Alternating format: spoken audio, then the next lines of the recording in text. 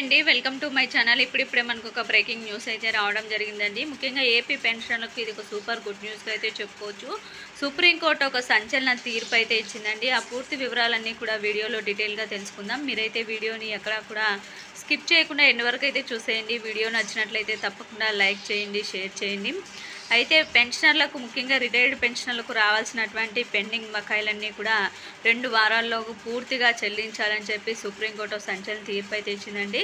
Pending బకాయిలే కాకుండా pending బకాయిలకు సంబంధించి వారికి ఇప్పటి వరకు ఎంత వడ్డీ అయితే అవుతుందో అదంతా కూడా వడ్డీతో సహా చెల్లింపులు జరపాలని చెప్పి ఈ యొక్క ఉత్తర్వులను కూడా విడుదల చేయడం జరిగింది. ఈ విధంగా సుప్రీంకోర్టు తీర్పుతో పెన్షనర్లు అందరూ కూడా ఇదొక సూపర్ గుడ్ న్యూస్గా అయితే చెప్పుకోవచ్చు.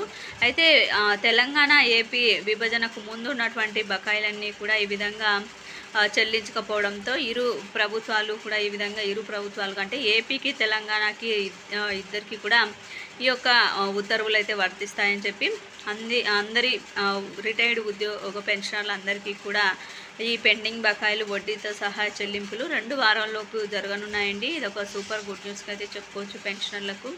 ఇది ఇప్పటి వరకు ఉన్నటువంటి లేటెస్ట్ అప్డేట్. మీకు వీడియో నచ్చినట్లయితే తప్పకుండా లైక్ చేయండి, షేర్ చేయండి. Thank you for watching.